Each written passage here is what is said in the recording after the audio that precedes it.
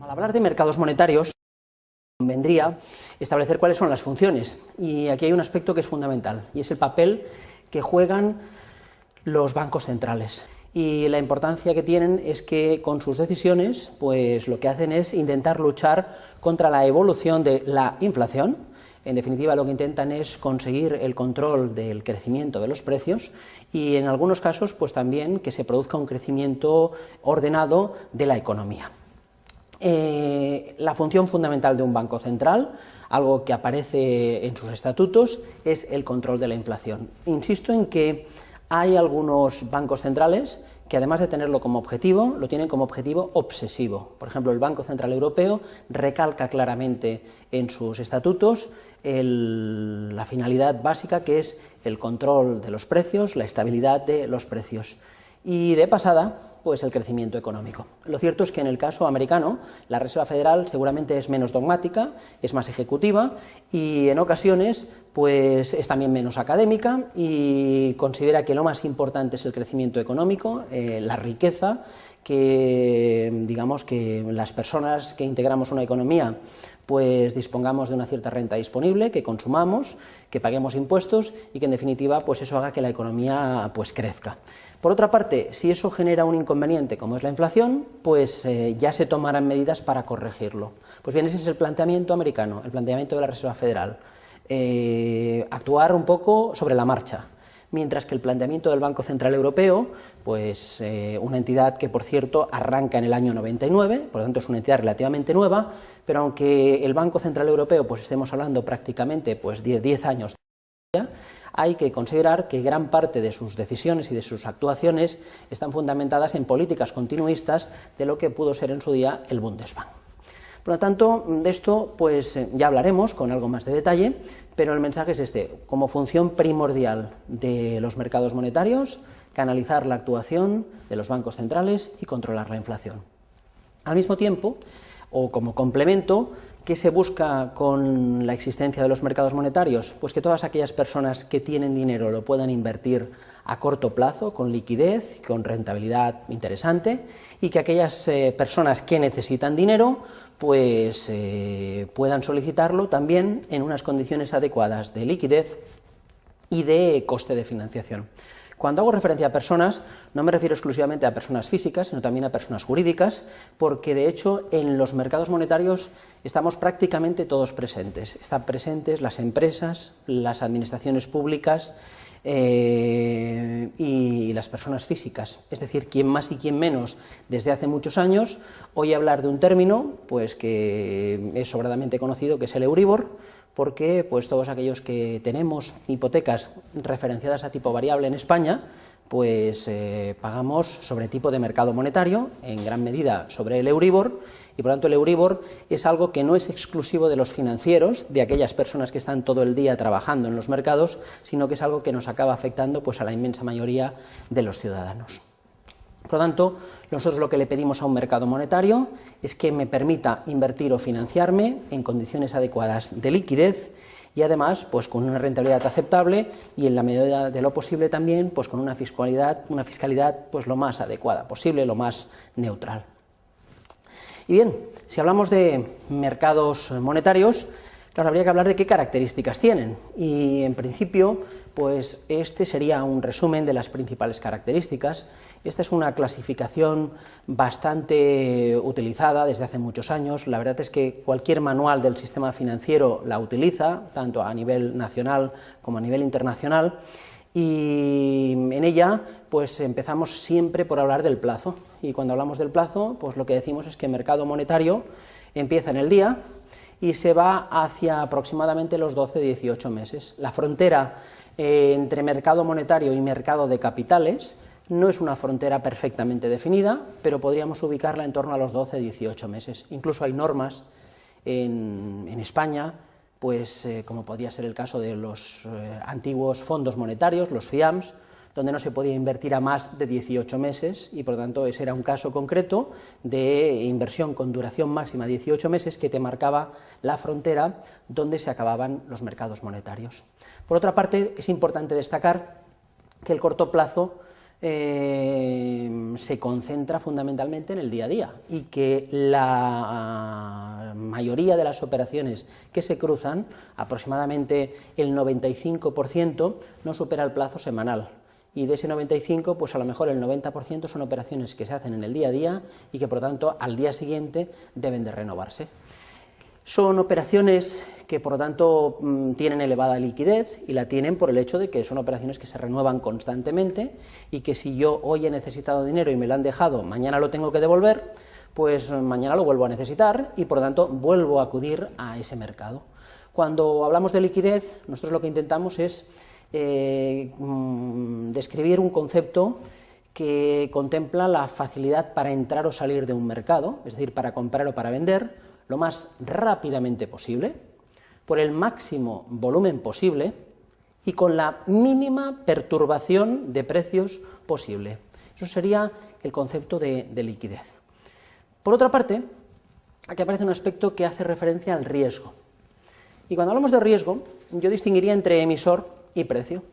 Y al hablar de emisor, pues, ¿qué nos encontramos? Bien, nos encontramos que, como las operaciones que se hacen en este tipo de mercados son a corto plazo, la preocupación por una insolvencia sobrevenida es mucho menor que si habláramos de una operación a X años, a muy largo plazo. Por lo tanto, en este sentido, pues cuando inviertes en mercados monetarios tienes una mayor tranquilidad porque confías en que aspectos negativos que pudieran perjudicar a algún emisor, pues crees que de manera inmediata no se van a producir y que por lo tanto pues eso te genera menos riesgo de insolvencia y por lo tanto piensas que vas a recuperar no solo el dinero que has invertido, sino también los intereses. Por otra parte, hay un aspecto que es este que hay aquí, que hay que destacarlo y destacarlo mucho. Es el que hace referencia al precio. Siempre que nosotros asistimos a una clase de mercados monetarios o de renta fija, aparece un concepto muy, pero que muy repetitivo, machaconamente repetitivo, que es el que hace referencia a TIR para arriba, precios para abajo. Y TIR para abajo, precios para arriba.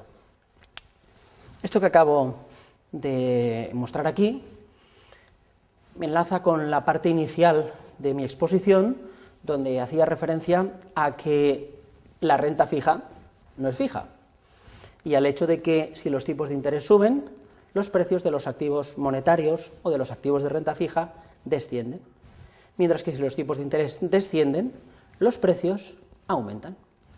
Y en esta situación lleva a que los precios sean inestables, y por lo tanto eso es un factor de incerteza, que puede ser un factor de peligro y por lo tanto un inconveniente, pero también puede ser un factor positivo y por lo tanto un aliciente.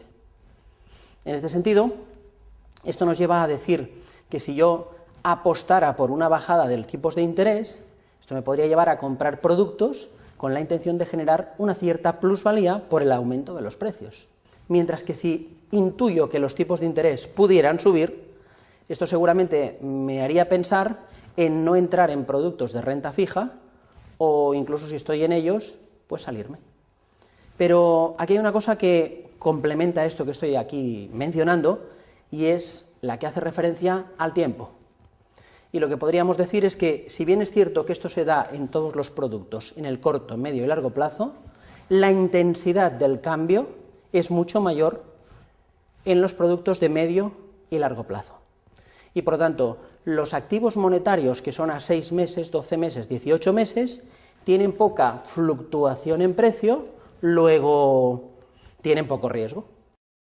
Mientras que los activos de 3, 5, 10, 20 o 30 años tendrán mucha fluctuación y en consecuencia también tendrán mucho riesgo y mucho aliciente. Por lo tanto, un poco el resumen sería que los activos monetarios pues son productos que con carácter general, pues o bien por el tipo de emisor o bien por el plazo, tienden a plantear riesgos reducidos, tanto por lo que hace referencia a la solvencia como por lo que hace referencia a la fluctuación de precios. Otra característica más de los activos monetarios es que se suelen emitir al descuento. Emitir al descuento quiere decir que la mayor parte de ellos no te entregan intereses de manera periódica. No cobras cupones ni cobras rendimientos a lo largo de la vida del producto, sino que lo sueles hacer en el vencimiento. A modo de ejemplo, una letra del Tesoro, que es probablemente el activo monetario más conocido en España y cuya primera emisión se hizo en el año 87, pues es un activo que tiene un valor nominal de 1.000 euros. Pues bien, una letra del Tesoro a un año, en estos momentos, se podría comprar por un precio de aproximadamente pues 955 euros. Esto quiere decir que el producto se emite al descuento en el sentido de que no pagas los 1.000 euros, sino que pagas 955 y un año después, cuando el producto vence, recibes el valor nominal, que son los 1.000 euros. Y a lo largo del año no recibes nada, y por eso también a este tipo de productos, además de llamarle emitidos al descuento, se les denomina productos de cupón cero. ¿Más características? Bien, la rentabilidad prefijada. Cuando hablamos de rentabilidad prefijada, pues acabamos de mostrar un ejemplo con las letras. Has comprado una letra, la mantienes todo el año en tu cartera y sabes que si al adquirirla pagaste un precio y en el vencimiento percibes el nominal, eso te genera una rentabilidad prevista, prefijada, pues por ejemplo del 4,5, y no está sometida a ningún tipo de variación ni de riesgo. Ahora bien, si esa letra pues te deshicieras de ella en algún momento intermedio, no llegaras al vencimiento y te salieras a los 3 meses, 6 o 9 meses porque necesitas liquidez, pues en ese caso sí que nos podríamos encontrar con fluctuaciones de precio que podrían mejorar o empeorar la rentabilidad prevista.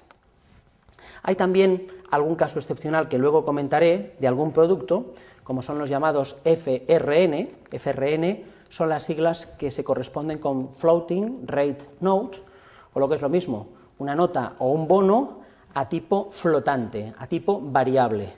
Pues los FRNs son productos donde la rentabilidad no está prefijada y se va calculando a medida que va pasando el tiempo y que vamos cobrando diferentes cupones. Es decir, el FRN es un caso excepcional, una excepción que confirma la regla de este paquete de características de los activos monetarios. Y por último, para acabar con estas características, pues mencionar que a pesar de lo que he mencionado antes, de que en los mercados monetarios estamos presentes prácticamente pues todos los agentes operativos de una economía, pues es un mercado muy controlado desde el punto de vista de volumen de negocio por los mayoristas, es decir, por los principales bancos, cajas de ahorros, compañías de seguros, fondos de inversión, fondos de pensiones, que son los que realmente pues, llevan a cabo la operativa pues, con mayor volumen de negocio. A modo de ejemplo, pues, el mercado interbancario europeo, lo que conocemos como el Euribor, concretamente el Euribor sería exclusivamente para la zona euro, podría estar manejando entre 240.000 y 300.000 millones de euros diarios. Y si habláramos de un mercado como el mercado de repos sobre deuda pública en España, pues es un mercado que puede mover al día pues, del orden de 25-30.000 millones de euros de volumen, tanto en deuda pública como en activos de renta fija.